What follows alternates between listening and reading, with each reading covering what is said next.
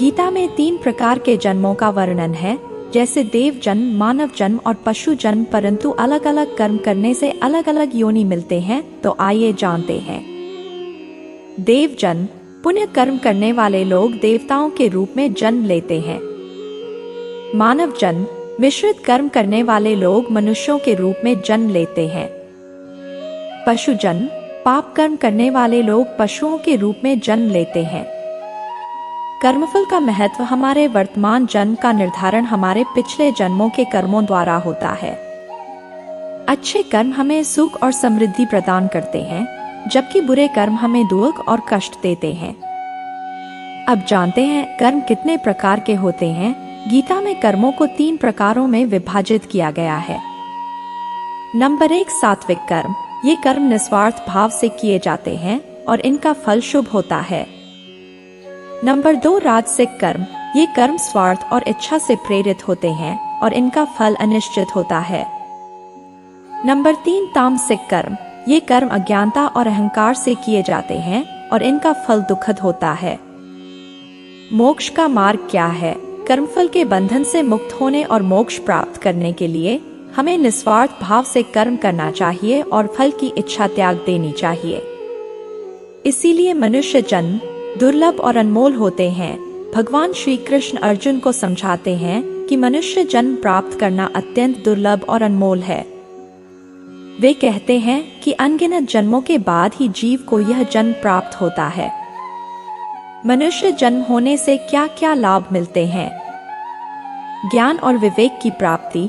मनुष्य यहाँ ज्ञान और विवेक प्राप्त करने के लिए आता है। यह जन्म हमें आत्म साक्षात्कार और मोक्ष प्राप्ति का अवसर प्रदान करता है। कर्म और कर्तव्य का पालन। मनुष्य मात्र ही कर्म करने और अपने कर्तव्यों का पालन करने में सक्षम है। पाप और पुण्य का अनुभव। मनुष्य जन्म हमें पाप और पुण्य का अनुभव करने और कर्मफल के चक्र को समझने का अवसर प्रदान करता है। दान और परोपकार।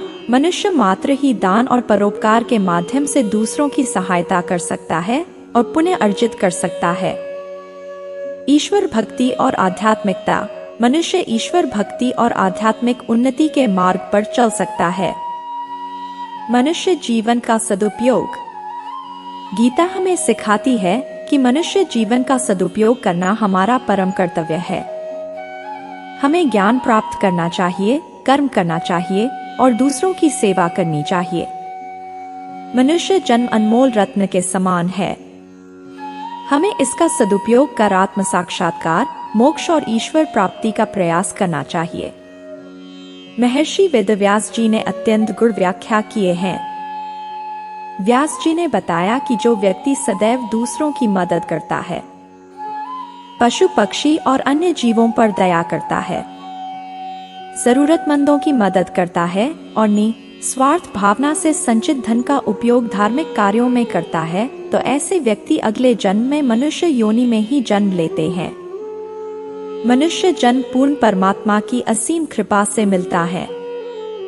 इसी मनुष्य जन्म के लिए देवलोक के वासी भी तड़पते हैं, क्योंकि इसी जन्म में तत्वदर्शी सद्गुरु की शरण जाकर मोक्ष प्राप्त किया जाता है। इंसान 2 बार जन्म लेता है। पहला जन्म इस संसार में होता है, जिसको कर्मलोक कहते हैं। यहाँ सारे इंसानों की परीक्षा चल रही है। मृत्यु के बाद इंसान का दूसरा जन्म परलोक में होता है, जहाँ उसे अपने कर्मलोक के कर्मों के आधार पर स्वर्ग या नरक मिलेगा। इसके बाद कोई जन्म नहीं है। सो दोस्तों, आज के लिए बस इतना ही। ऐसे ही मोटिवेशनल वीडियो पाने के लिए लाइक और फॉलो जरूर करें। जय श्री कृष्ण।